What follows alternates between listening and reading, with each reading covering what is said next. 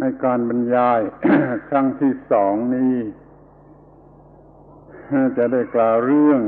ความดับทุกข์และวิธีทางดับทุกข์ตามหลักแห่งพระพุทธศาสนา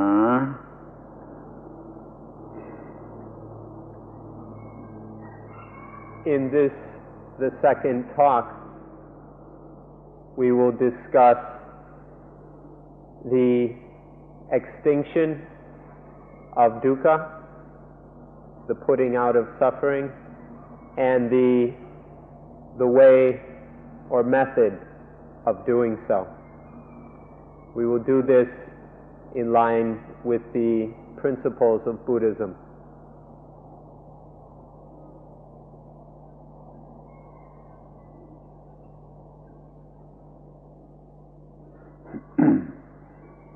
ควรจะเป็นที่เข้าใจกันเสียก่อนว่าแต่ละลัทธิหรือศาสนา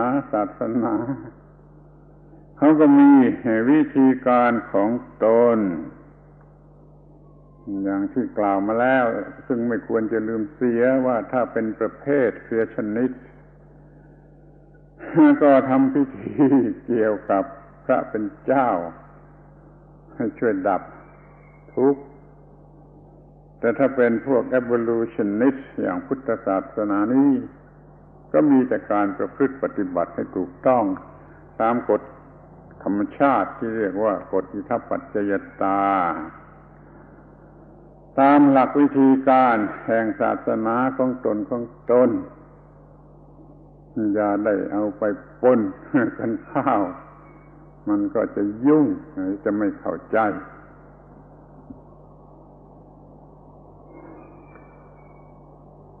Before going into this, we need to understand that each religion, sect, or school has its own way of eliminating dukkha. As we mentioned earlier, there is the group of religions known as creationists, and in these sects or schools, there are various ceremonies and rituals by which God's aid is requested, where we ask for God to get rid of suffering. And then the second group of religions, those that are evolutionists, in these religions there is merely the acting or practicing in accordance with the law of nature. Each kind of religion has its own way of eliminating dukkha, and they're appropriate to themselves. Don't go and mix these up. If we start to confuse the methods of a creationist religion with the methods of an evolutionist sect, then there will arise a big mess and a great deal of difficulties. So leave things in their appropriate place.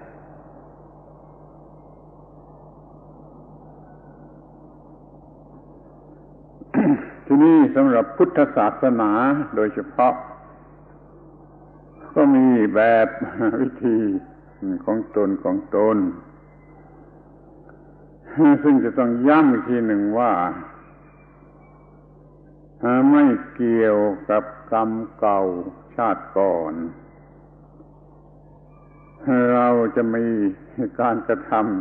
ำปัจจุบันนี้แล้วก็ว่าไม่เกี่ยวกับพระเป็นเจ้าหรือสิ่งศักดิ์สิทธิ์ใดๆไอ้คำว่าสิ่งศักดิ์สิทธิ์ตามแบบไสยศาสตร์นั้นไม่มีในพุทธศาสนาบางคนก็เข้าใจหรือว่าพูดตามๆกันไปว่าเป็นผลของกรรมเก่าดับไม่ได้บ้างหรือต้องทำพิธีบวงสรวงสิ่งศักดิ์สิทธิ์บ้างสองอย่างนี้ไม่มีในพุทธศาสนา Buddhism has its own methods and means for extinguishing dukkha. Now we want to repeat once again that these methods of Buddhism have nothing whatsoever to do with old karma from past lives. In Buddhism, we don't pay any attention to such things. The dukkha is in the present, and the method of eliminating that dukkha is in the present. It's not a matter of old karma from past lives. Nor does it have anything to do with celestial beings, supernatural powers, various sacred things or objects, or any kind of other superstitious beliefs of this sort. Dukkha and the elimination of dukkha in Buddhism, are not concerned with old karma in previous lives or superstitious beliefs in supernatural powers.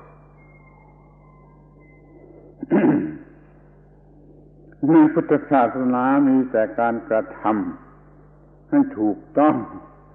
ตามกฎของอิทัปปัจจยตาฝ่ายที่จะดับทุกข์ดังที่ได้กล่าวมาแล้วในการบรรยายครั้งที่แล้วมาขอสนใจศึกษาเรื่องอิทัปปัจจยตาและปฏิบัติให้ถูกต้องตามกาลเทศะฐานะของเรื่องราวที่ได้เกิดขึ้นก็เป็นอันว่าจะดับทุกข์ได้ In Buddhism, there is merely the acting in accordance with itappajayata. Itappajayata is the law of cause and effect, the law of causal conditionality, or the law of nature, which was mentioned yesterday. By acting in accordance with this law of nature in the aspect of how dukkha is extinguished, then dukkha will be extinguished. We explained yesterday how dukkha arises, but to act correctly as the law stipulates for the elimination of dukkha, then there is no more dukkha. This is all that Buddhism is concerned with, to act correctly according to the time and place, to behave as the circumstances dictate.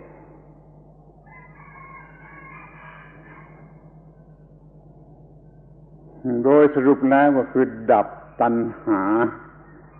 ความอยากที่เกิดมาจากอวิชชาที่มีอยู่ในกระแสแห่งอิทัปปัจจยตาให้ถูกต้องสรุปอยู่ที่ดับตัณหาคือความอยากที่เกิดมาจากอวิชชาอย่าให้เหลืออยู่แล้วก็ไม่เกี่ยวข้องกันโดยสิ้นเชิง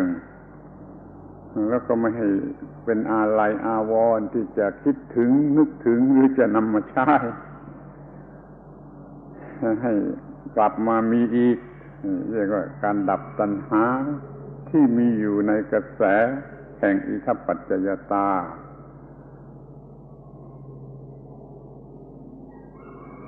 To put it concisely, the way to eliminate dukkha is to eliminate danha, craving, or foolish, ignorant desire. This means to completely eliminate, get rid of, drop, end all ignorant craving, all of these desires which arise from ignorance and stupidity. Stop having anything to do with them. Don't be associated with desires and cravings in any way. Don't even fondly look back on past experiences with craving, or look forward to the possibility that this craving might return. Completely eliminated from the mind, all craving and all thoughts of craving. And then dukkha will not arise.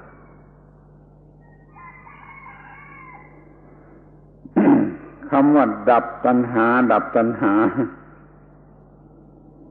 มันก็คือสิ่งเดียวกับดับตัวตนและของตนเพราะตัณหามันให้เกิดความยึดมั่นถือมั่นว่าตัวตนว่าของตนดับตัณหาก็เท่ากับดับความยึดมั่นถือมั่นว่าตัวตนว่าของตน เมื่อดับตัวตนดับความรู้สึกว่าตัวตนจะได้มันก็ดับความรู้สึกว่าของตนได้โดยอัตโนมัติมันจึงดับที่ต้นตอคือความยึดมั่นว่าตัวตนไม่มีความยึดมั่นว่าตัวตนมันก็จะไม่มีความยึดมั่นว่าของตนได้โดยอัตโนมัตินี่เรียกว่าดับตัณหาโดยใจความที่สำคัญที่สุด The elimination or cessation of craving is the same as the elimination of the ego illusion or the self-belief, the belief in an ego, I, me, or mine. Cutting tanha or craving cuts out the self. This is because, as we explained yesterday, it's craving which gives rise to the attachment to I and mind. Without any craving, there is no more of this attachment. And so the self-belief is also eliminated. This is the essence of, this is the real meaning of eliminating craving by extinguishing all ignorant desire, attachment to I and mind, the self, the ego, is also eliminated. ทีนี้ก็ดูต่อไปนิดว่าดับตัณหานั้นมันคือดับตัวตน เมื่อดับตัวตนมันก็คือดับกิเลสทุกชนิดทุกอย่างที่เกิดมาจากความเห็นแก่ตนความเห็นแก่ตนมันดับความเห็นแก่ตนมันก็เลยดับกิเลสทุกอย่างที่เกิดมาจากความเห็นแก่ตนได้นี่ขอให้มองเห็นให้ชัดอย่างนี้จึงจะเข้าใจเรื่องราว And if we look a bit further, we see that when the self, the ego, is eliminated, then selfishness is also extinguished. And when there is no selfishness, then none of the defilements, those dirty states of mind such as anger, hatred, greed, fear, worry, jealousy, none of these defiled states of mind arise. By eliminating the self, there is no viewing things in terms of self. There is no looking at anything from an egocentric perspective. And without that selfishness, that self-orientation, then none of the defilements arise. They never mess up the mind. ขอเวลาพิจารณาเรื่องความเห็นแก่ตนความเห็นแก่ตัวนี่กันเป็นพิเศษหน่อยขอรู้จักความเห็นแก่ตัวว่ามันเป็นอันตรายร้ายกาจเป็นศัตรูอันร้ายกาจของทุกคนของทั้งโลกและของทุกโลก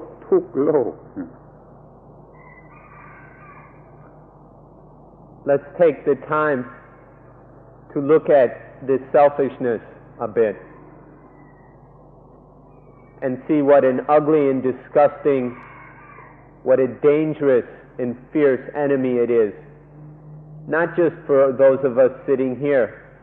not even just for the human world, but for all the worlds, all the possible worlds and all the different kinds of beings. This selfishness, this egocentrism, we need to see. Please look carefully and see for yourself what an ugly and disgusting, what a foul and wicked enemy and villain selfishness is.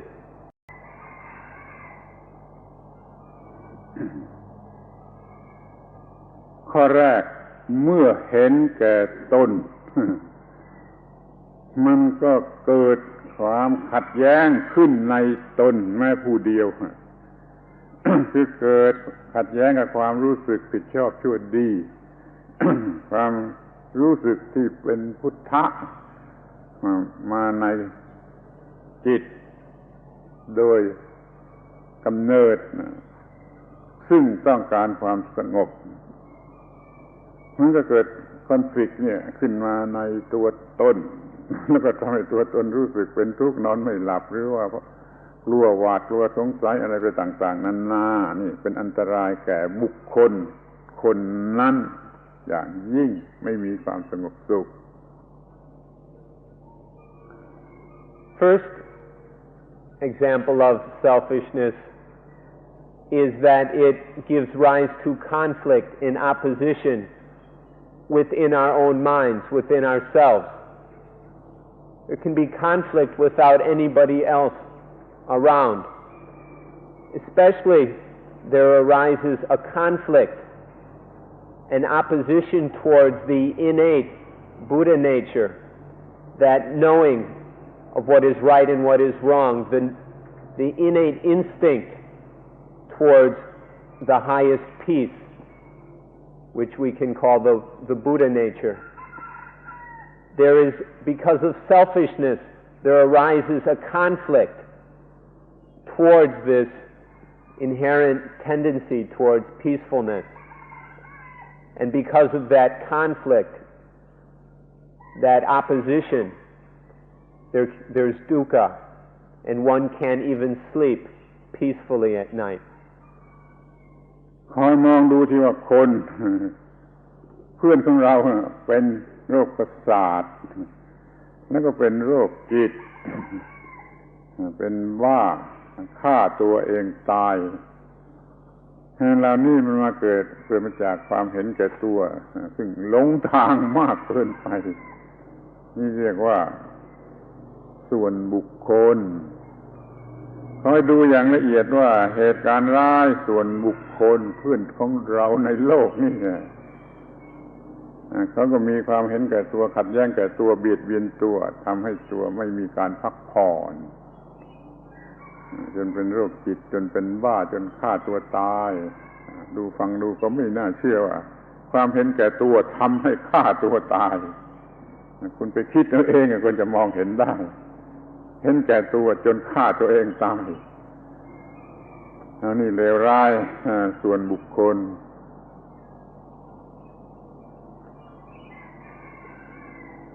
If we look on the individual level, the personal level,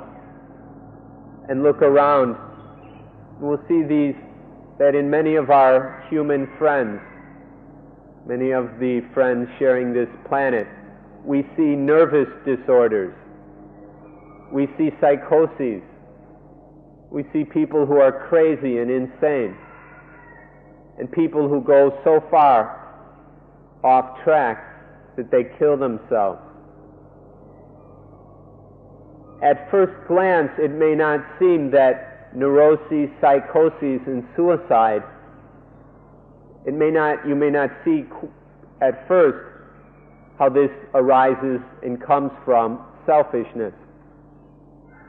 But if you examine this very closely, we see that all this craziness in our human friends is coming out of selfishness. And this selfishness gets so out of control that there are even some people who go and kill themselves. Because of their selfishness, they get caught up in all kinds of activities which are harmful and dangerous for both themselves and others. And sometimes this leads to suicide, directly or indirectly, quickly or slowly. Take a look at this. Think about this carefully, and you'll see the truth of this matter. ที่นี่ที่เกี่ยวกับบุคคลอื่นที่ใกล้ชิดที่สุดก็คือครอบครัว ความเห็นแก่ตัวทำให้เกิดการขัดแย้งในครอบครัวเรียกในภาษาไทยว่ามันกัดกันเหมือนกับสัตว์กัดกันเลยเป็นครอบครัวที่หาความสงบสุขไม่ได้ที่ขยับออกไปนอกครอบครัวคือเพื่อนบ้านนั่นน่ะก็รักกันไม่ได้เพราะความเห็นแก่ตัว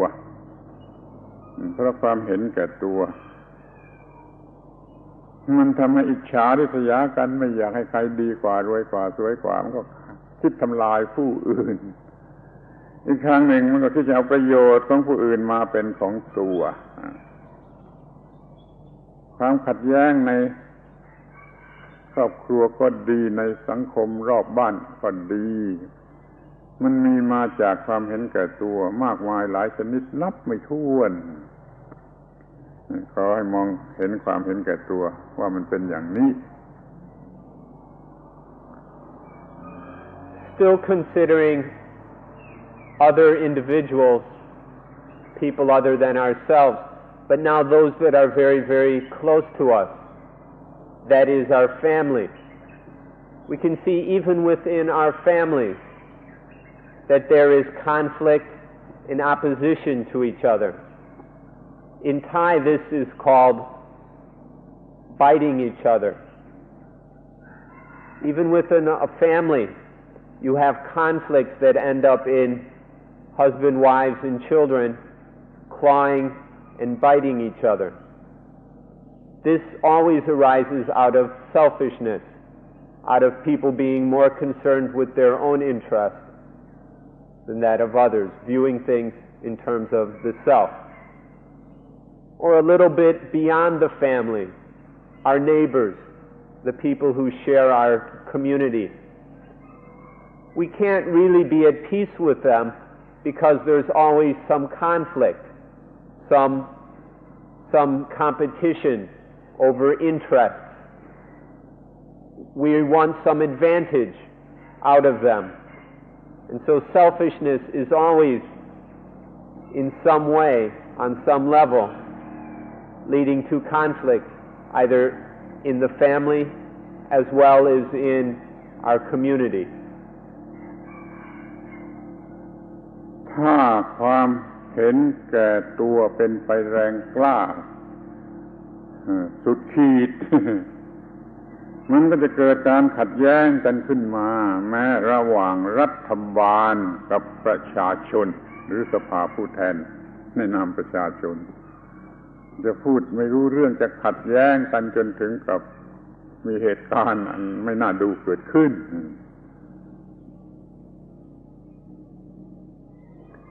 If this selfishness builds up and strengthens to where it really gets out of hand, then you'll find that there is conflict and opposition even between the government and parliament,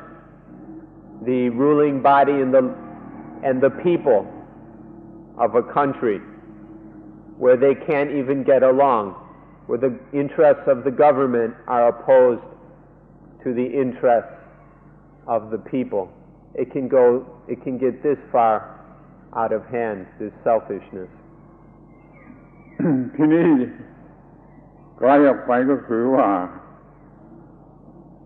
ความเห็นแก่ตัวทำให้เกิดการขัดแย้งกันระหว่างคนในโลกที่เป็นพวกขวาหรือเป็นพวกซ้ายที่เป็นแคปิตอลิสต์หรือเป็น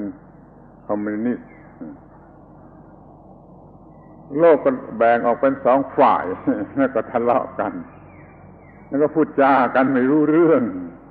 อย่างที่กำลังเป็นปัญหาอยู่เดี๋ยวนี้ตกลงกันเรื่องสันติภาพไม่ได้ก็เพราะว่ามันมีความเห็นแก่ตัวของแต่ละฝ่ายออกมาปะทะกันแม้ในองค์การสหประชาชาติก็มีการโต้คารมกันระหว่างฝ่ายสองฝ่ายที่ต่างฝ่ายต่างก็เห็นแก่ตัว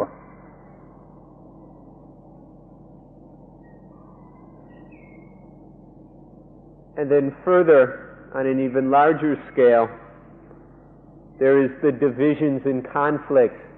into the left and the right, these various political extremes, and people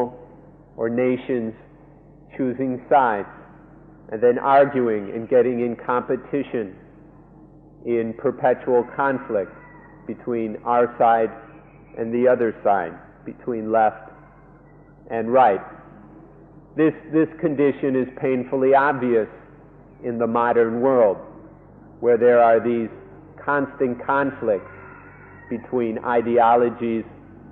but really it's not the ideology, it's the selfishness underlying the ideology. And so peace becomes a more elusive and hard to find thing, because these different sides can't even speak in terms which the other side understands. They can't even talk together. And so peace becomes impossible in any real sense. Even in the United Nations, which was supposedly set up to bring about world peace, we have nothing but factionalism, people breaking up into the left and the right, and arguing out of selfish interest. There's all this conflict arising out of selfishness, and there's very little peace because of this. ตามมิทโลจีของฝ่ายตะวันออกก็ตามฝ่ายตะวันตกก็ตามเทวดาก็ยังทะเลาะกันเทวดายังทะเลาะกันเป็นหมู่ๆก็เพราะความเห็นแก่ตัวของเทวดานับภาษาอะไรกับคนธรรมดา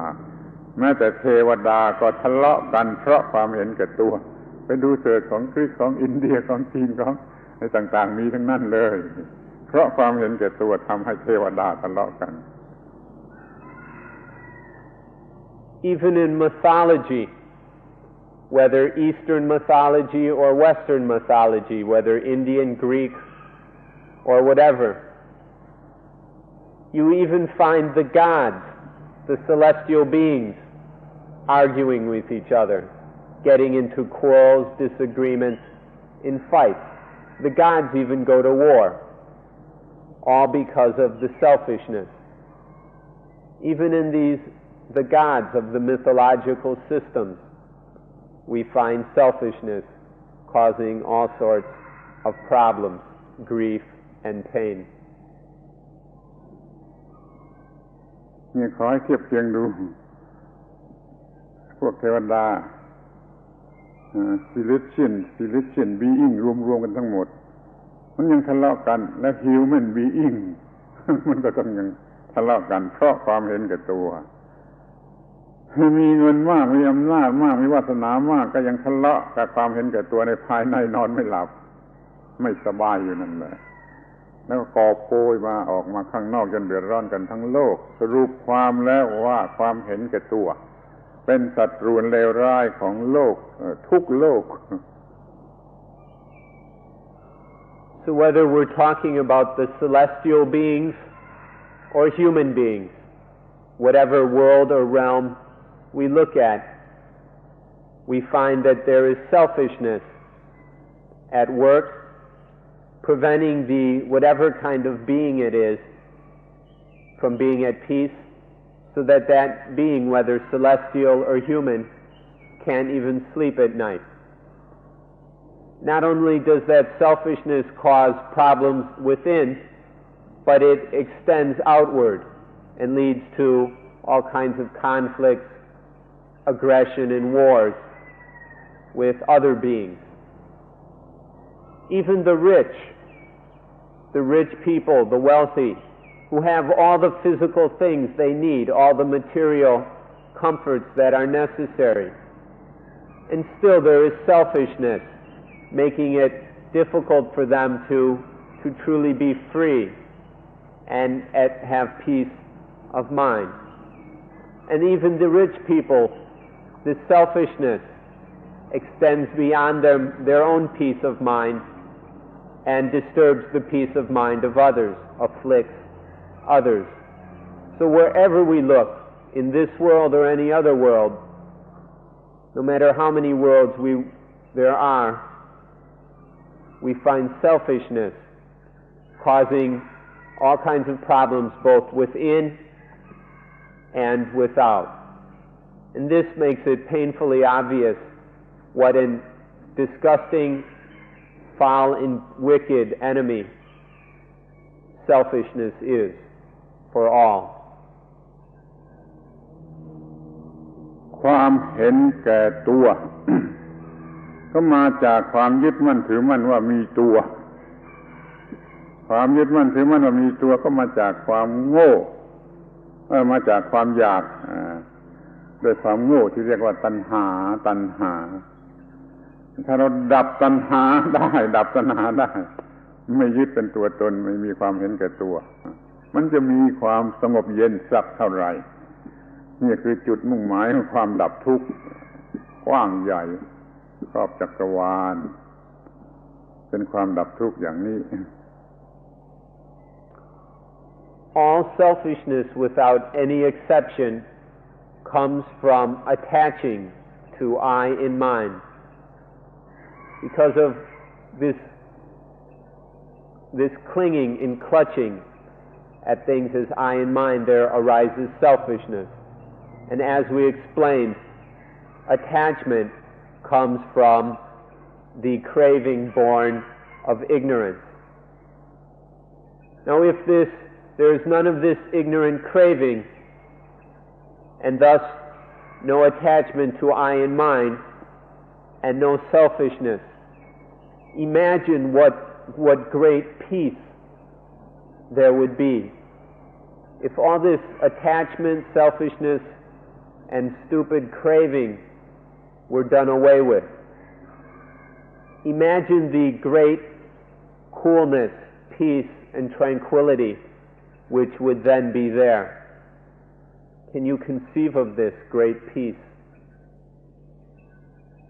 This is what all this business is about. Realizing that peace, getting out of the cycle that conditions ignorant craving, attachment, and selfishness. ทีนี้เราก็มาดูที่ภาวะที่ดับทุกข์ไม่มีทุกข์ โดยภาษาบาลีก็เรียกว่าเย็นเพราะไม่มีความร้อน ในความเย็นนี่แบ่งได้เป็นสองระดับคือระดับธรรมดาสามัญทั่วไปที่มีได้โดยไม่ยากจะเรียกมันว่านิพพุติเคยจำคำนี้ไว้โดยนิพพุติเย็นชั่วคราวเย็นตามธรรมดาแล้วถ้าเย็นถึงที่สุดก็เรียกว่านิพพานะเรามีชีวิตเย็นตามธรรมดาเย็นอกเย็นใจทุกอย่างพอใจก็เรียกว่าเย็นอย่างนิพพุติเพราะว่ากิเลสหรือตัณหายังเหลืออยู่ยังมีอยู่ยังซ่อนอยู่ยังจะออกมาเมื่อไรก็ได้แต่ก็ขอให้ได้กันไว้ก่อนเถอะเย็นอย่างนิพพุติคือกิเลสตัณหาไม่ลุกขึ้นมาทีนี้เย็นอย่างที่สองไม่มีกิเลสตัณหาเหลืออยู่เลยไม่ต้องระวังอะไรอีกต่อไปไม่ลำบากที่จะต้องระวังกิเลสตัณหาอีกต่อไปก็เป็นความเย็นถึงที่สุดเรียกว่านิพพานะมันเป็นความเย็นทางฝ่ายสปิริตชัวลหรือสปิริตชัวลิตี้ของความเย็นเรามีความเย็นสองอย่างนี้แหละ ในความหมายแห่งคำว่าความดับทุกข์นิพพุติหรือนิพพานะ Now let's speak about the state of the extinction of dukkha. Let's talk about this state in which there is no more dukkha. In Buddhism, this is described as coolness. It is the state of coolness. Coolness means the absence of heat. all the hot fires have gone out, and without that heat, there is coolness. We can talk about two kinds of coolness, and we would like you to be very careful about the difference between them. The first kind of coolness is called nibbuti, or in the Thai pronunciation, niputi. Niputi is a coolness when there is no arising of the defilements. Maybe while watching the breathing going in and out, no defilement arises, no selfishness arises, then the mind is cool. But this is a coolness which is only temporary, because the roots of defilement have not totally been torn out. And so it is still possible that defilement, that selfishness, can arise again. So the first kind is temporary coolness, niputi. Then there is what we call nibbana or nibbana. Nibbana is also the coolness when there are no kilesa, no defilements, none of these hot fires burning the mind. There is none of the scalding of selfishness. But this nibbana is permanent, because in nibbana there is no possibility that selfishness or the defilements will ever arise again. Nibbuti is a temporary cooling of defilement. Nibbana is a permanent, where the defilements have been extinguished completely, utterly, with no remainder at all. พูดให้สั้นที่สุดฟังง่ายที่สุดจำง่ายที่สุดก็ว่านิพพุติความเย็นที่ยังต้องควบคุมระวังรักษาเพราะว่ามันมีกิเลสคือศัตรูซ่อนเลื้อยอยู่มันยังต้องควบคุมต้องระวังต้องรักษานิพพุติเย็นที่ต้องควบคุมรักษาส่วนนิพพานนั้นเย็นโดยไม่ต้องมีการควบคุมรักษาระมัดระวังอีกต่อไปเพราะมันไม่มีศัตรูเหลืออยู่แล้วมันไม่มีกิเลสเหลืออยู่แล้วมันเป็นทุกข์อีกไม่ได้มันก็เรียกว่ามันเป็นความเย็นชั่วคราวเรียกว่านิพพุติถ้าเย็นเด็ดขาดก็เป็นนิพพานะทั้งสองความเย็นนี้เป็นความดับทุกข์ด้วยกันทั้งนั้น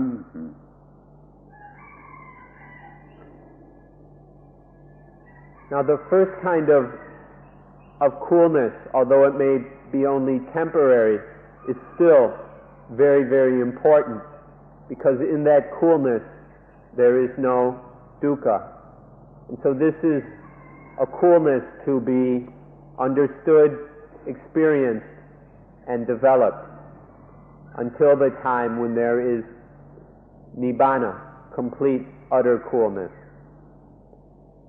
The easiest way to make a distinction between these two kinds of coolness is to say that with nibbuti, it is a coolness that must be protected and maintained.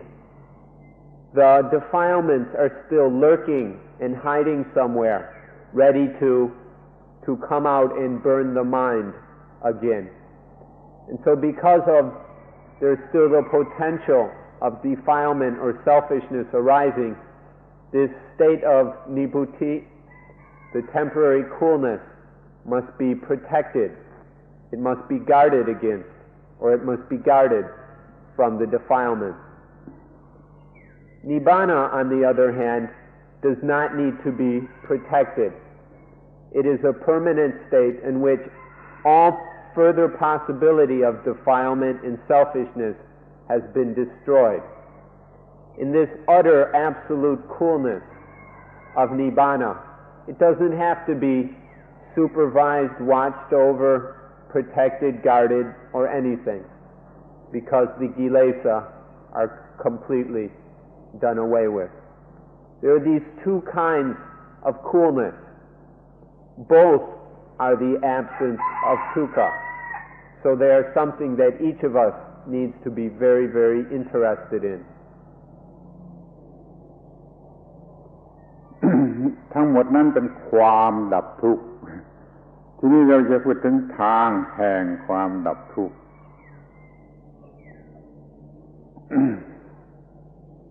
ในพุทธศาสนาก็มีหลักการวิธีการตามแบบของพุทธศาสนาให้เรามีวิธีทางให้ไม่มีทุกข์วิธีที่จะทำให้ไม่มีทุกข์ทางดับทุกข์นี่เป็นสองอย่างดีกว่ามันง่ายดีนี่คือว่าป้องกันมีชีวิตชนิดที่ป้องกันอยู่ในตัวไม่ให้ความทุกข์เกิดนี่เรียกว่าป้องกันวิธีการป้องกันถ้าความทุกข์มันเกิดแล้วก็มีวิธีที่จะดับมันทำลายมันนี่เราจะต้องรู้ว่าเรามีถึงสองระยะตามปกติมีชีวิตดำเนินชีวิตอย่าให้มีกระแสแห่งตัณหาในชีวิตอย่าให้มีตัณหาในกระแสแห่งชีวิตมันก็เป็นการป้องกันตลอดเวลาแต่ถ้ามันเกิดทุกข์ขึ้นแล้วเราก็ต้องมีวิธีทำในจิตใจถูกต้องเพื่อขจัดออกไปสรุปว่ามีสองวิธีหรือสองคัตเกอรี่อย่างนี้แหละ What we've discussed so far is about the extinction or the state in which dukkha is extinguished. Next, we will talk about the way of extinguishing, of ending dukkha, the path. In Buddhism, in all the various teachings about how to extinguish dukkha, to simplify matters, we can talk about two basic ways, two categories of things that can be done to eliminate dukkha. The first way, the first category can be described as protection, and the second category as destruction. In the protection category, this is to maintain the state in which there is no defilement. When the mind is cool, when there is no dukkha in the mind, then this state of mind is to be protected by not allowing craving to enter into the stream of life, to keep life flowing in a way where no craving, no ignorant desire enters into that life to cause dukkha. This is the first type of practice, to protect the state of coolness from craving and dukkha. The types of practice which are destruction deal with dukkha that has somehow managed to arise. Because of a mistake or slip-up, there arises craving, attachment, and dukkha. So the practice is then to destroy that dukkha, to bring the mind back to a correct state, bring the mind back into a state of correctness, and this will destroy the dukkha. So there are these two basic approaches towards the practice of eliminating, of extinguishing dukkha. ทีนี้ระบุโดยตรงวิธีที่มีชีวิตชนิดที่ป้องกันการเกิดแห่งความทุกข์นี่เราก็จะมุ่งมองไปที่มัชฌิมาปฏิปทาหรือว่าอริยมรรคมีองค์ 8 สิ่งเดียวกันอริยมรรคมีองค์ 8กับมัชฌิมาปฏิปทาน่ะเป็นสิ่งเดียวกันว่าถ้ามีชีวิตอยู่ด้วยมัชฌิมาปฏิปทานี่แล้วไม่มีโอกาสที่จะเกิดตัณหาหรือเกิดความทุกข์ทีนี้ขอให้รู้ว่ามัชฌิมาปฏิปทาเนี่ยบางทีพระพุทธองค์ตรัสเรียกสั้นๆว่าสมถะและวิปัสสนาเท่านั้นก็มี แทนที่จะตรัสว่าแก้ปัญหาด้วยมัชฌิมาปฏิปทากับตรัสว่าแก้ปัญหาด้วยสมถะและวิปัสสนาเท่านี้ก็มีทั้งคำว่าสมถะและวิปัสสนาในความหมายนี้แทนชื่อของมัชฌิมาปฏิปทาก็ได้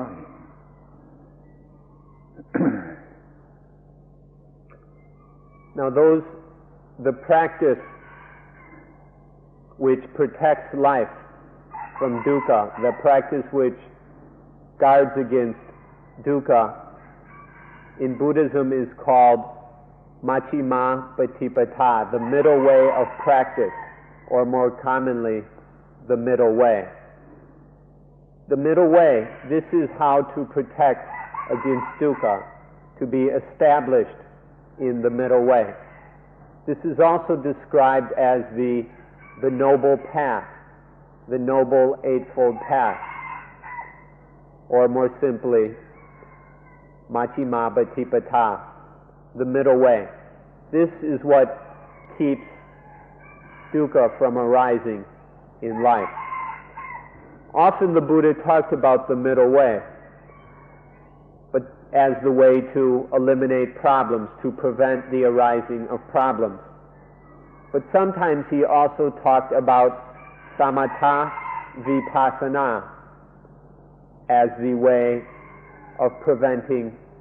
problems, of preventing dukkha. Samatha means tranquility and vipassana is insight. So when there is tranquility and insight into life, this will also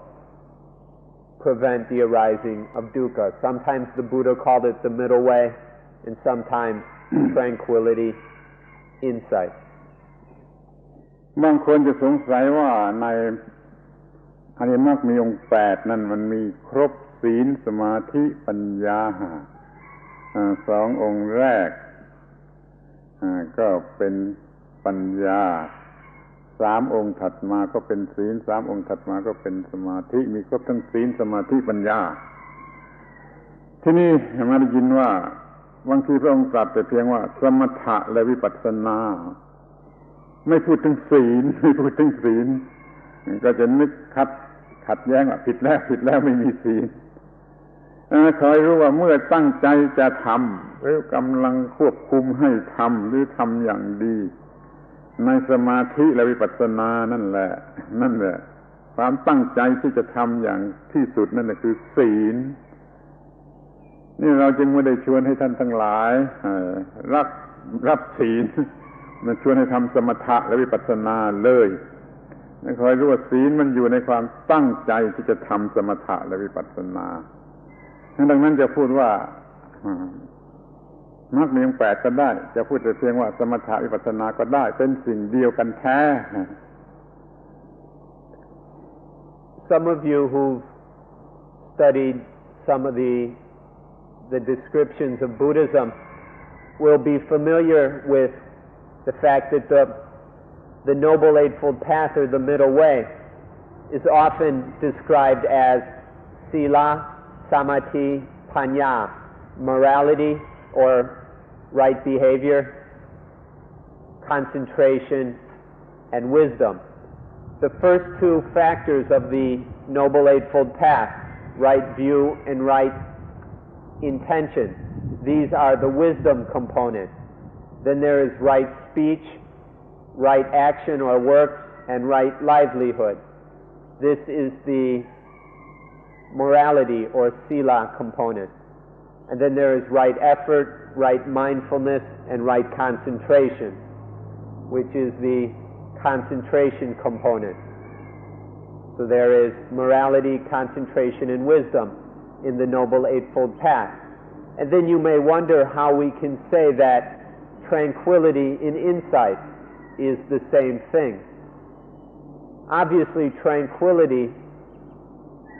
corresponds with the concentration, the samadhi aspect. The words samatha and samadhi are pretty much the same. And then insight and wisdom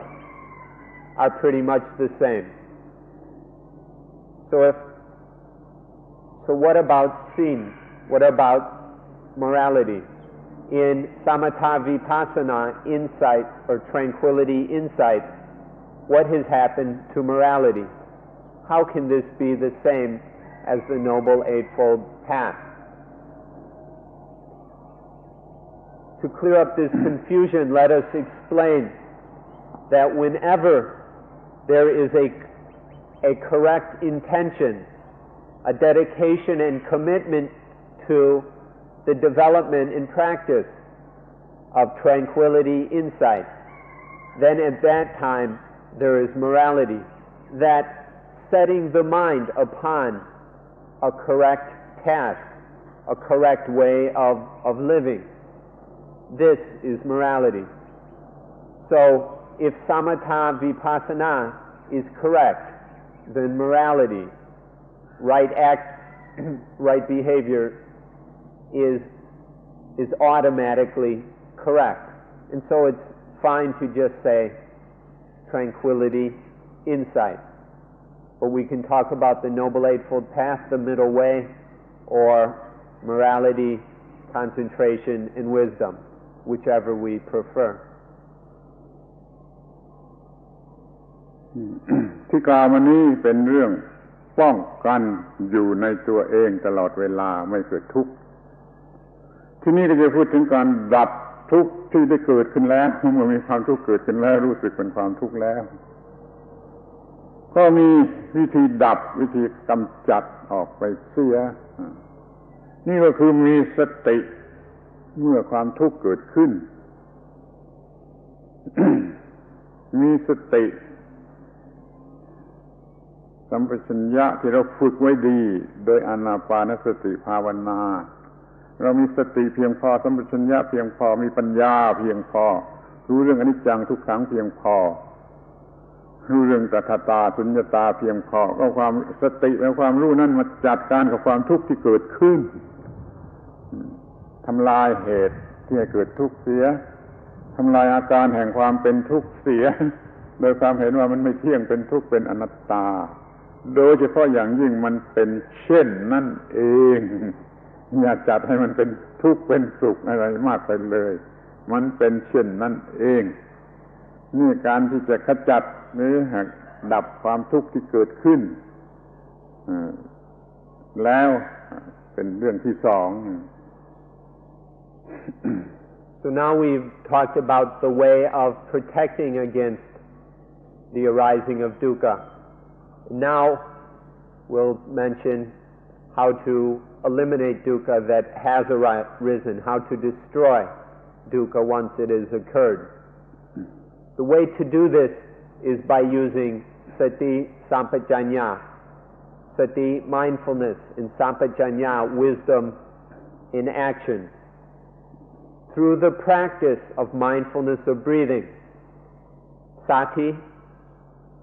sampajanya, and wisdom, panya, have been developed. Through this practice, these are trained and made highly skillful, so that they are able to deal with any arising of dukkha. If dukkha arises, then mindfulness will note that dukkha and bring the necessary wisdom to bear on that. And then that wisdom acting to eliminate dukkha is sampajanya, wisdom in action. Through the correct practice of mindfulness, of breathing, wisdom will develop. Specifically, we're talking about the wisdom that all conditioned things are impermanent, that things are dukkha, unsatisfactory, and that all things are not self. When there is this wisdom regarding all phenomena, that they are impermanent, unsatisfactory, and not self, that they are empty, void of any I, me, or mine. And finally, the wisdom that things are tathata. Tathata means suchness, thusness. Things are just thus, not any other way, not different than thus. Just the thusness of things. To have developed this wisdom through the practice of anapanasati will mean that mindfulness, sati, can always draw on that wisdom and then apply that wisdom as sampajanya, wisdom in action, in order to destroy any dukkha that has arisen. If there is a situation in which dukkha arises, if the wisdom of tathata, suchness, just thus, just like thus, just this way, this is how it is. This wisdom of thusness, suchness, such wiseness can be brought to the dukkha, then that dukkha will be destroyed. So using mindfulness and wisdom, all dukkha can be destroyed. ขอบอกท่านทั้งหลายอย่างสารภาพว่าคำว่าเช่นนั่นเองเช่นนั่นเอง suchness ฟังดูคล้ายกับพูดเล่นเล่นพูดเล่นเล่นไม่มีความหมายแต่มันเป็นคำสูงสุดธรรมะสูงสุดในพระพุทธศาสนาเห็นเช่นนั่นเองเห็นเช่นนั่นเองมันจะไม่เกิดความรู้สึกแก่พวกคู่แพ้ออปโพสิตหรือดูอลิซึมใดๆจะไม่เกิดความหมายแห่งโพสิทีฟและเนกาทีฟจะไม่เกิดความหมายแห่งออปติมิสต์และเพสซิมิสต์มันเป็น กลางหรืออยู่เหนือความหมายที่เป็นคู่พวกเราลำบากด้วยความหมายแห่งดูอลิซึมเนี่ยpositivism เอา negativism แล้วก็บ้าแล้วก็กลัวแล้วก็เกลียดแล้วก็หลงด้วยของเป็นคู่เหล่านี้ถ้าเราเห็นว่ามันเช่นนั่นเองเช่นนั่นเองทุกอย่างมันเช่นนั่นเองดีก็เช่นนั่นเองชั่วก็เช่นนั่นเอง positive ก็เช่นนั่นเอง negative ก็เช่นนั่นเองได้ก็เช่นนั่นเองไม่ได้ก็เช่นนั่นเองอยู่ก็เช่นนั่นเองตายก็เช่นนั่นเองมันหมดปัญหามันไม่มีปัญหาอะไรเหลือนี่ขอให้สังเกตคำว่าเช่นนั่นเองซึ่งฟังดูใกล้กับพูดเล่นเป็นคำพูดที่จริงที่สุดไม่มีอะไรจริงที่สุดกว่านี้อริยสัจก็รวมอยู่ในคำว่าเช่นนั่นเองนี่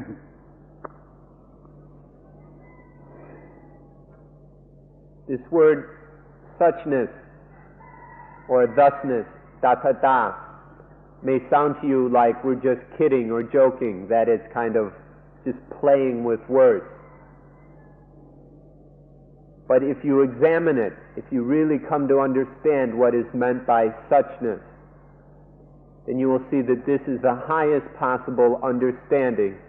that there is. This is the highest wisdom, the wisdom that sees thusness, suchness. It's instead of having a dualistic judgment and upon what is happening, upon any phenomena, any object of the senses. Instead, it's just seen as thusness, the way it is, seen that it couldn't be in any other way, and so our judgments, our dualistic opinions, are worthless. With thusness,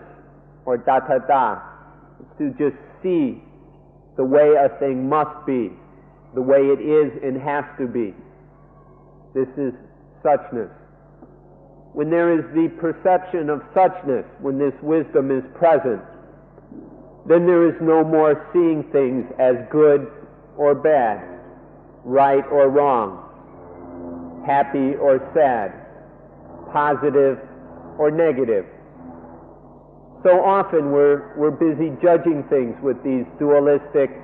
categories, these pairs of opposites. If it's not good, it must be bad. If it's not right, it must be wrong. If it's not this, it must be that. And the mind is always caught up in this duality. But to see datta, thusness, is to be truly in the middle. To be in the middle, not caught up in the extremes of left and right, good, bad, right, wrong, positive, negative, getting, losing, living, or dying. Datta is just to see whatever it is as thus, the way it must be. This is the highest wisdom. And with this wisdom, nothing is ever a problem. Nothing, no experience or phenomena will be dukkha. พูดให้จำง่ายอีกครั้งหนึ่งว่า ถ้าท่านมีความรู้เรื่องเช่นนั่นเองเพียงพอแล้วท่านจะไม่ต้องหัวเราะอีกต่อไปท่านจะไม่ต้องร้องไห้อีกต่อไปไม่ต้องหัวเราะด้วย positivism ไม่ต้องร้องไห้ด้วย negativism อีกต่อไปเท่านี้จำง่ายๆ To make this very easy for you to remember, if you have some sufficient understanding of datta, of suchness, thusness, then you will not have to laugh or cry ever again. By understanding datta, we no longer will laugh about positivism or cry over what is negative. By seeing datta, we are free of laughing and crying. This is a very easy way for you to remember datta, suchness.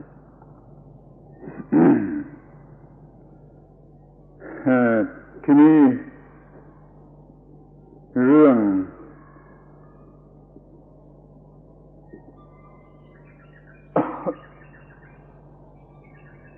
ทางสายกลาง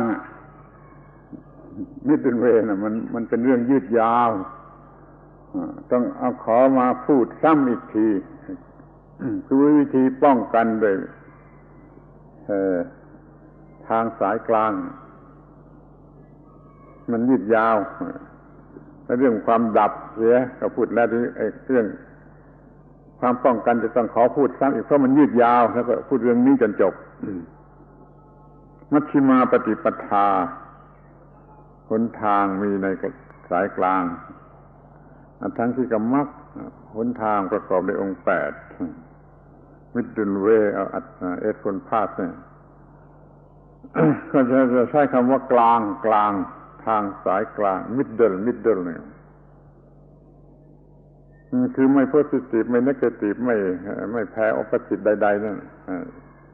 แต่ว่ามันมีความหมายในที่ต้นตอว่าไม่เปียกและไม่แห้งเกรียมไม่ไหม้เกรียมไม่เปียกแฉะแล้วก็ไม่ไหม้เกรียม ถ้าเปียกแฉะก็หมายความว่าพวกกามารมณ์ทั้งหลายพวก sexuality นี่เป็นเรื่องการปฏิบัติที่เปียกนี่ถ้าว่าทำตนให้ลำบากเปล่าๆโดยไม่จำเป็นนั่นก็เรียกว่าไหม้เกรียม สุดโต่งมาทางนี้เป็นกามารมณ์สุดโต่งมาทางนี้เป็นความลำบากโดยไม่จำเป็นอย่าให้เป็นสองอย่างนี้ก็เรียกว่ากลางกลางของทางสายกลาง The matter of destroying dukkha using mindfulness and the wisdom of dattata is quite clear. So now we'd like to go back and explain a little bit more about the way of preventing the arising of dukkha. This is a very detailed and long matter, and so we'll try and go into it a bit further. This way of preventing dukkha, once again, is the middle way, the Majjhima Patipata, or the Noble Eightfold Path, which is remember this word middle, it's to be in the middle, rather than caught in extremes of hot and cold, good and bad, right and wrong, positive or negative, pessimist or optimist, but to be in the middle, free of all those dualisms and extremes. This is the middle way. Another way of talking about the middle way is to say that it is neither wet nor dry. It is neither wet nor dry. When we say wet or damp, this means that the middle way is not caught up in sexuality, chasing after sensual pleasures, indulging in sensual pleasures. This is one extreme, the wet extreme. Then the other extreme is to be dried up, to be burning hot and dried, brittle. This extreme is the extreme of needlessly inflicting pain and torment upon oneself by getting carried away with ascetic practices, by being too strict, by forcing oneself through things that are way too much and which inflict needless pain. This way is the dry way. So there is the one extreme of wetness and the extreme of dryness, and neither of them are right. Both of these extremes cause dukkha. Indulging in pleasures leads to dukkha, and indulging in pain also leads to dukkha. The right way, the Noble Eightfold Path, is in the middle, neither wet nor dry. เราต้องการความหมายที่มากกว่าธรรมดา ที่ว่าเปียกเนี่ยมันยิ่งกว่าเปียกดูถึงเปียกที่สุดเปียกแฉะจนเป็นเน่าบูดเป็นเฟอร์เมนต์ นั่นเรียกว่าเปียกที่ดรายก็เกินกว่าธรรมดามันดรายจนที่ภาษาไทยก็เรียกว่ามันไหม้มันเกรียม มันเบิร์นเนี่ยทู่มาถึงไหม้หรือเกรียมนี่ขอให้รู้คำหมายของคำว่า wet และ dry ให้ถึงที่สุดอย่างนี้ But when we say wet and dry, we're not talking about the normal meanings of these words. When we mean wet, we mean that it's so wet, all this indulging in sexuality and sense pleasures, it's so wet that it's rotting and fermenting. This is the kind of wetness in which there is the stench of rot and decomposition. This is the one extreme. And that dryness we're talking about is not just to be dry in an ordinary sense, but the dryness of being burnt up, scorched, it's so hot, so dry and brittle in that sense. So we could also say to be rotting is the one extreme of indulgence in pleasure, and to be burning is the extreme of indulgence of pain. The middle way is to be free of both of these. ทีนี้ก็มาถึงคำว่าสัมมา ซึ่งแปลว่า right right สัมมาในภาษาไทยถูกต้องถูกต้องคำว่าถูกต้องหรือ right นี่มันเป็นการถูกต้องตามกฎของธรรมชาติไม่ใช่ถูกต้องตามลอจิกไม่ใช่ถูกต้องตามฟิโลโซฟีไม่ใช่ถูกต้องตามสเปกุเลชันใดๆที่ใช้กันอยู่ในโลกไม่ค้นหาได้โดยคอมพิวเตอร์เพราะว่าคำว่าถูกต้องหรือ right ในที่นี้มันหมายถึงต้องดับทุกข์ได้ต้องดับทุกข์ได้ถ้าไม่ดับทุกข์ได้ยังไม่เรียกว่าถูกต้องหรือสัมมาเมื่อคำว่าถูกต้องสัมมานี่มันก็ต้องเป็นไปเพื่อนิพพานต้องเป็นไปเพื่อนิพพานการปฏิบัตินี้เป็นการกระทำอย่างวิราคะนิโรธะวิเวกะเพื่อเดียววิราคะเพื่อคลายออกแห่ง attachment นิโรธะเพื่อดับแห่ง attachment อย่างนี้จึงจะเรียกว่าถูกต้องโดยการพิสูจน์อยู่ในตัวมันเองว่าถูกต้องขอให้เข้าใจความหมายของคำว่าสัมมาว่าอย่างนี้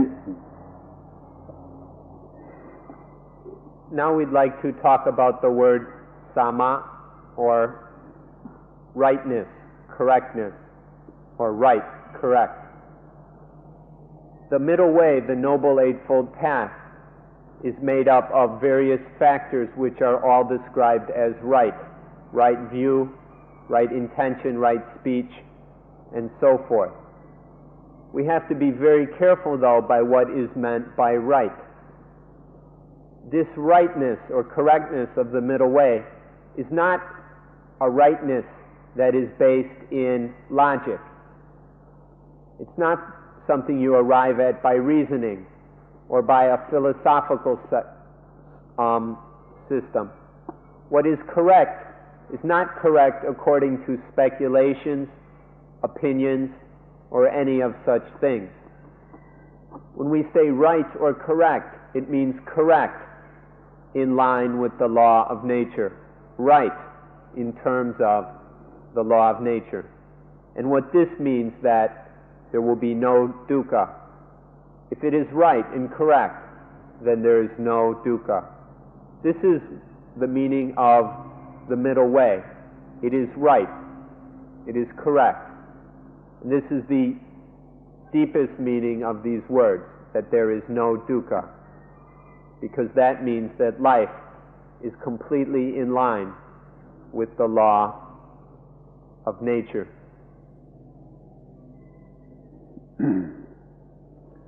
ในที่นี้ก็มีคำที่รวบยอด ของคำว่ากลางหรือว่างกลางหรือถูกกลางแล้วก็ถูกต้องนั่นน่ะมันไปรวมความหมายอยู่ที่คำว่าว่าง void of self แล้วมันก็จะไม่มีข้างนั้นข้างนี้เพราะมัน void เพราะมันว่างมันก็ไม่มีข้างใดข้างหนึ่งข้างบนข้างล่างไม่มีข้างไหนแล้วมันว่างนี่มันเป็นคู่ไม่ได้dualismไม่มีในความว่างไอ้ความว่างจะแบ่งเป็นแพร์ออปโปสิตใดๆไม่ได้นี่คือว่างนั่นแหละคือกลางที่สุดแต่มันในความหมายที่เหนือธรรมดาความหมายเหนือคำพูดธรรมดาว่าเป็นกลางที่สุดนั่นก็คือที่มันว่างที่สุดมันไม่ฝ่ายนั่นมันไม่ฝ่ายนี่แล้วมันไม่เข้าคู่กับอะไรสิ่งใดได้ When it is right, when the way is right, then it is leading towards nibbana, towards absolute coolness. This means that there is virakha, nirodha, and viveka. If the way is right, it is heading towards this absolute coolness. And there is virakha, the fading away of attachment. Attachment fades away and fades away. So there is less and less attaching to I and mine. There is viveka, ultimate singleness, oneness or unity, moving in this way. And there is nirodha, cessation, the ending of attachment, craving, and dukkha. This is the meaning of right, this being between all dualisms and heading towards nibbana. Now, to be in the middle, in the essence of the middle is voidness. The real middle is in voidness. And by voidness we mean void of I and mind. In voidness there are no egoistic thoughts, no egoistic feelings, perceptions, or anything. There is no sense of I or mine, me or myself. This is voidness. And when there is voidness, when the mind is void, then there are none of these extremes. None of these dualisms exist in the void. In the void there is no good or bad, no left or right, right or wrong. There is no positive or negative. And so in the void, it is impossible to get caught up in any of the dualisms, in any of the extremes, such as pleasure and pain. There is no attachment to I and mind. So the essence of the middle is voidness, when the mind is absolutely free of any thoughts of I and mine, any sense of me or myself. And then there is no inside or outside. There's no above or below, left or right, in front or behind. There's just the middle that is grounded in voidness. นี่ขอเวลาอีกน้อยพูดให้จบเสียเลยว่าลักษณะขององค์ทั้ง8แต่ละองค์ละองค์ละองค์นั้นเป็นอย่างไร สัมมาทิฏฐิ right view คำว่า view ก็เป็นมันมีกันทุกคน view แต่มันมีว่าถูกต้องหรือไม่ถูกต้องมัน right or wrong มันต้องเอามาแต่เฉพาะที่ right ทีนี้ right คือยังไง right เห็น view right view คืออย่างไรคือเห็นในทางที่มันจะดับทุกข์ได้หนทางที่มันจะดับทุกข์ได้คือเห็นอริยสัจ4 Four Noble Truths แล้วก็เห็นไตรลักษณ์ Three Characteristics แล้วก็เห็นสุญญตาเห็นตถาตา Voidness and Darkness ในที่สุดก็เห็นอิทัปปัจจยตาทำอย่างไรดับทุกข์ได้ถ้าเห็นอย่างนี้วิวนี้เรียกว่า right view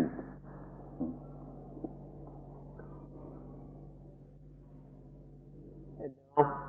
we'd like to take some more of your time in order to talk about the various factors of the middle way. There is the Eightfold Path. We'd like to talk about these 8 factors in a little bit of detail. The first one is right view. Everyone has views and opinions of all different kinds. But the thing is to have right view. And so what do we mean by right view? Right view means to see the Four Noble Truths, the truth of dukkha, the truth of the cause of dukkha, the truth of the end of dukkha, and the truth of the path leading to the end of dukkha, which we have been talking about for the last 2 days. Seeing these Four Noble Truths is right view. Seeing the 3 characteristics of conditioned existence, impermanence, unsatisfactoriness,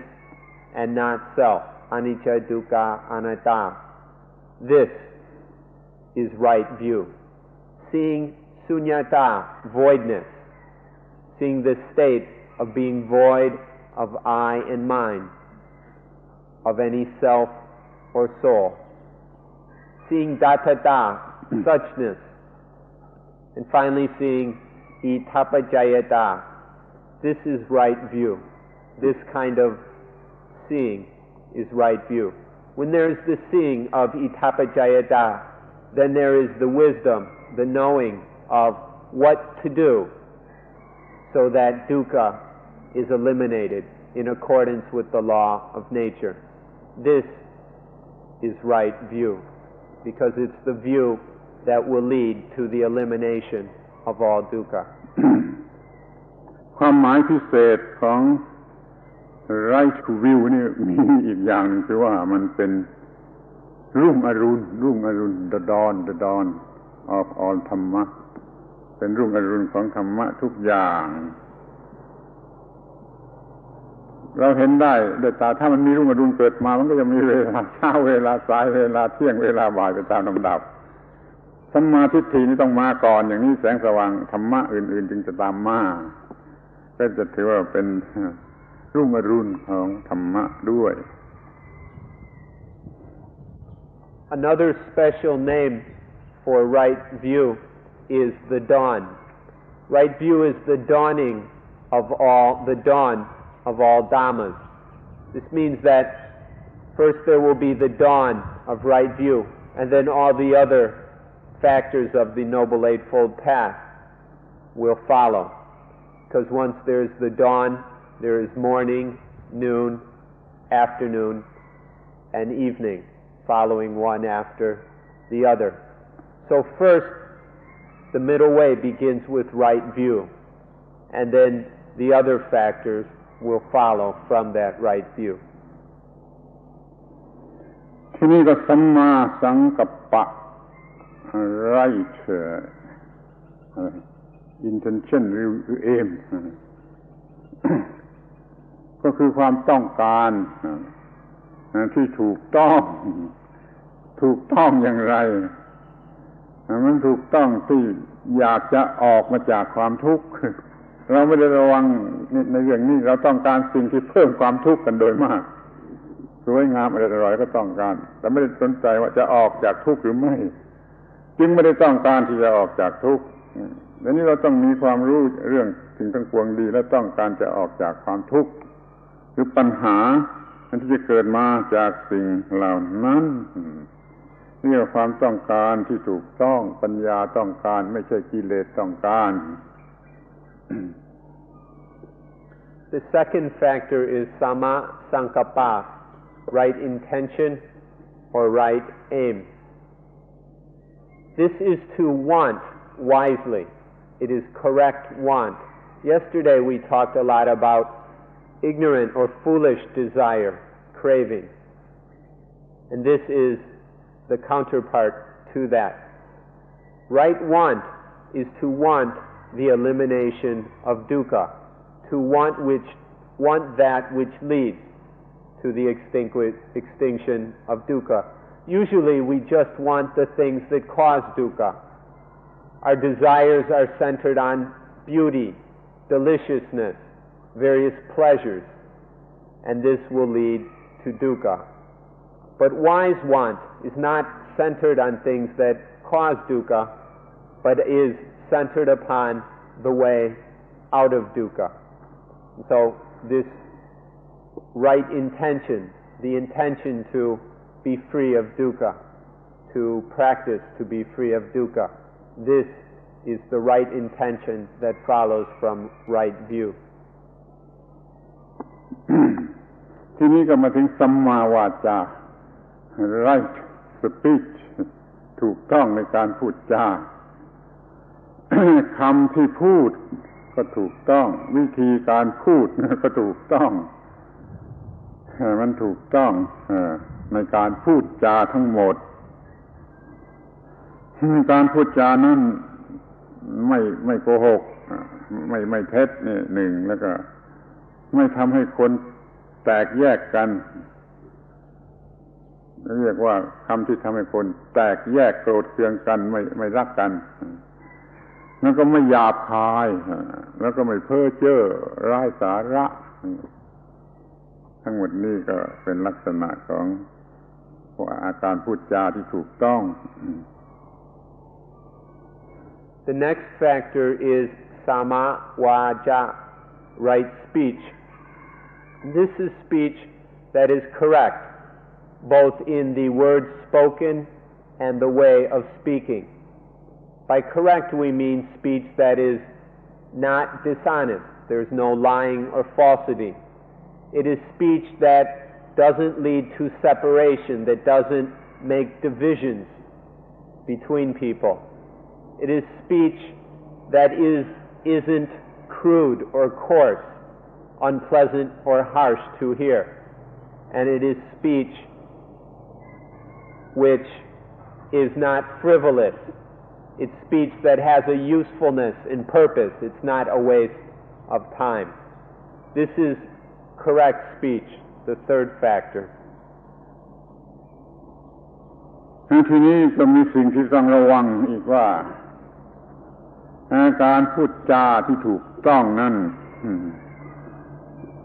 ก็คือเรื่องที่เอามาพูดนั้นเป็นเรื่องจริงเป็นเรื่องจริงแล้วก็ว่ามันไพเราะคือมันน่าฟังแล้วก็ว่ามันมีประโยชน์มันเป็นเรื่องจริงมันไพเราะมันน่าฟังแล้วมันมีประโยชน์รวมความแล้วมันเป็นไปเพื่อดับทุกข์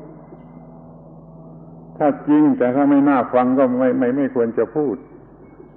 จริงไม่มีประโยชน์ก็ไม่ควรจะพูดมันต้องจริงแล้วก็น่าฟังแล้วก็มีประโยชน์แล้วมันเป็นไปเพื่อความดับทุกข์นี่คือวาจาที่ถูกต้อง This means that right speech is true,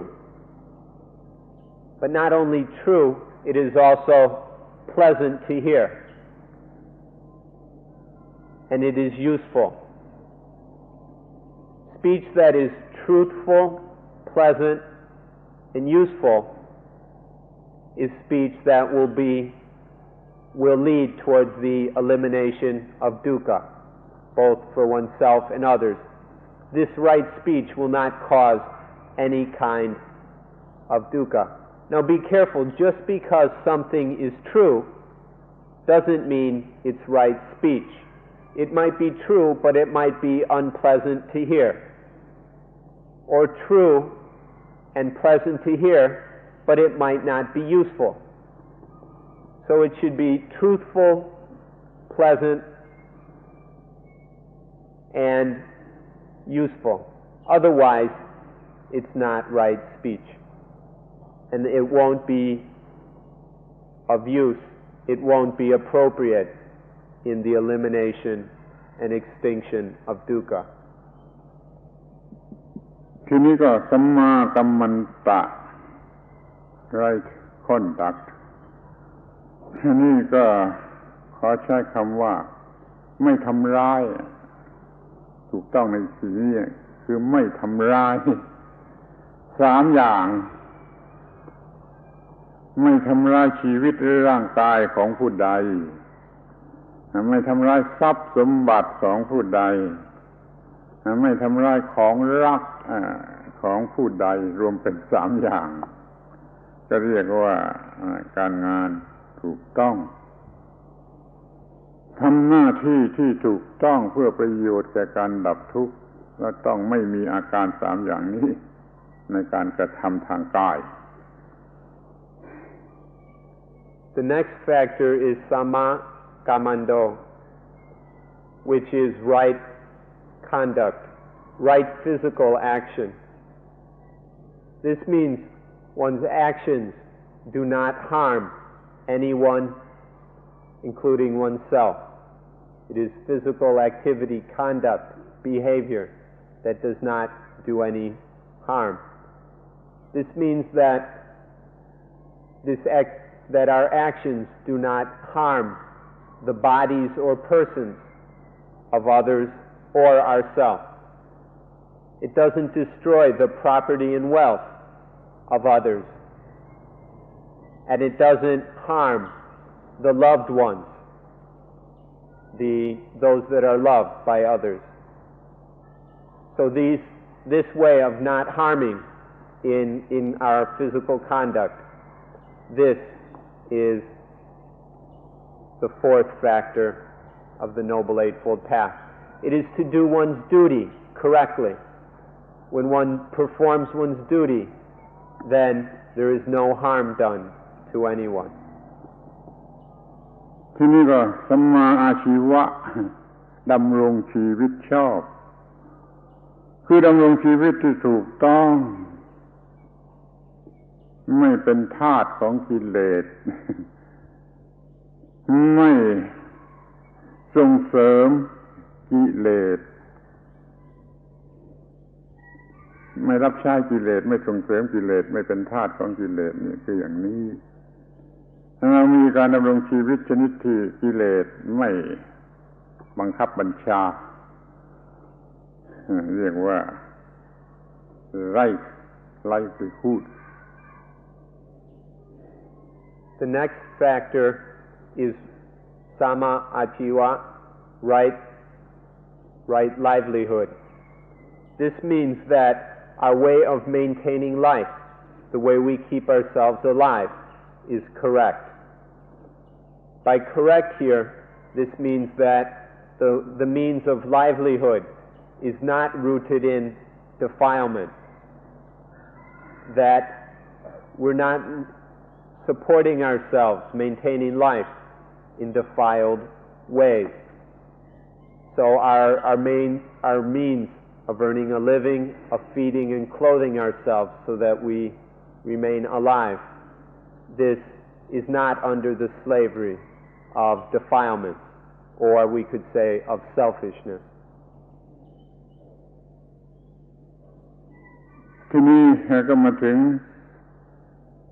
สัมมาวายามะ right effort ถูกต้องในความพยายามภาคเพียร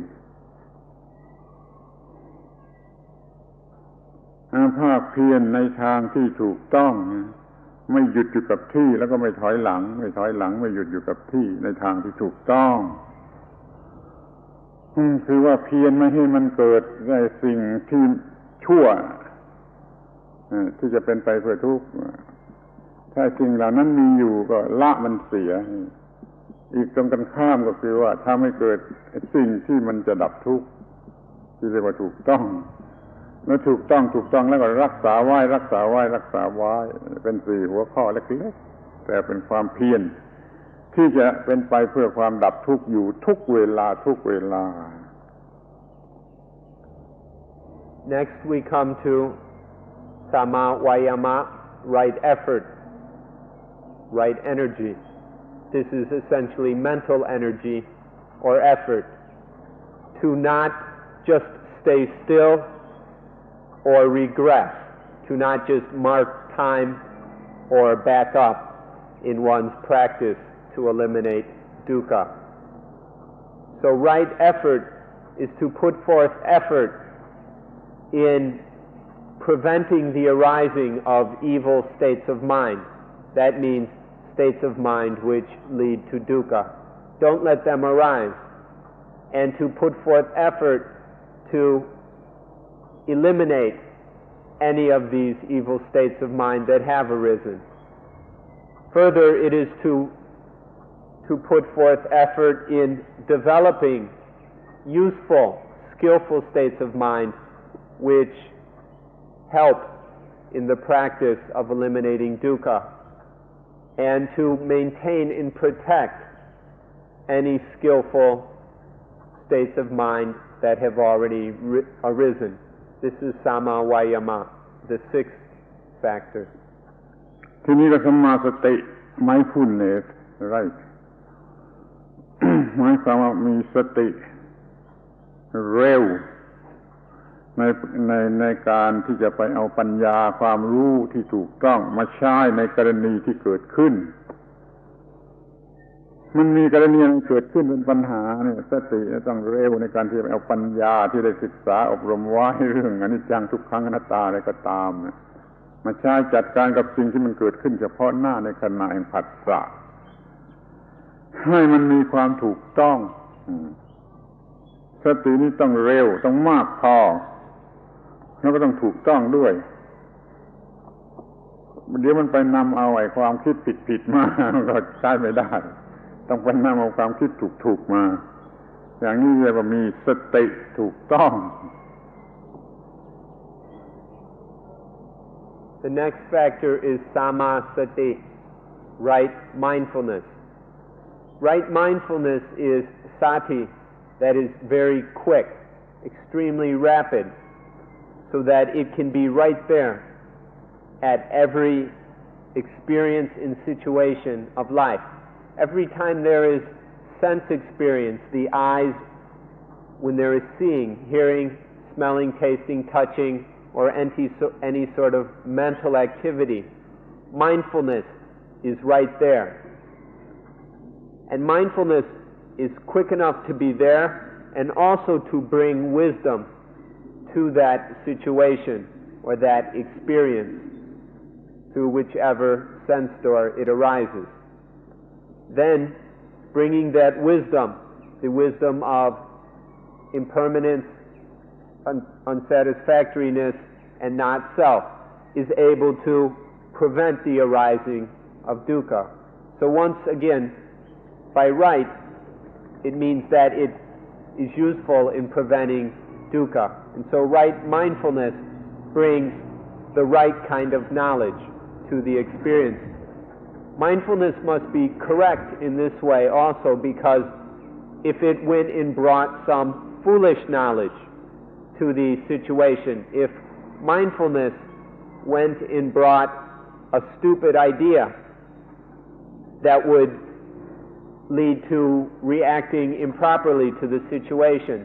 then there would be dukkha. So right mindfulness must be correct both in being very fast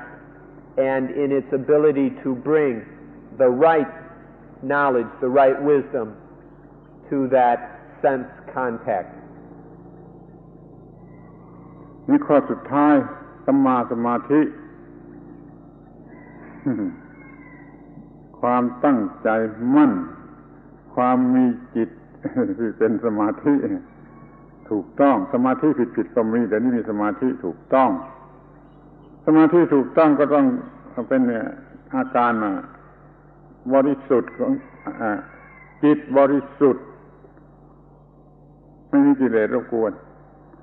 แล้วก็จิตมีกำลังมากรวมกัน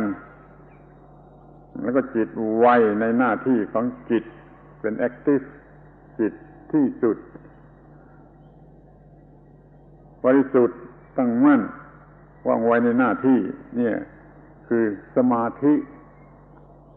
เอามาใช้ถูกต้องในการดับทุกข์จึงจะเรียกว่าสัมมาสมาธิ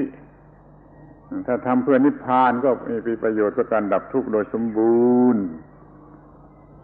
นั่นแหละว่าสมาธินี้ต้องมีบริขาร7บริขารคือสิ่งช่วยเหลืออุปกรณ์ต่างๆ7แฟกเตอร์ข้างต้นเอามาเป็นอุปกรณ์แก่แฟกเตอร์สุดท้ายคือสมาธิเรียกชื่อใหม่ๆว่าอริยสัมมาสมาธิมีบริขาร7ถ้ามีอันนี้แล้วสำเร็จหมดทุกอย่างกระทั่งอยู่ที่นี่หรือว่าก็จะตั้งเหนือโลกไปนิพพานนี่คือสัมมาสมาธิ The last factor is samadhi, right concentration. There is wrong concentration also, so be careful to make sure that concentration is correct.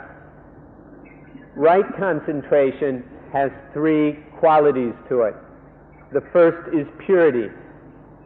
The correctly concentrated mind is free of all defilement. There is no greed, lust, anger, fear, hatred, worry, envy, and so forth,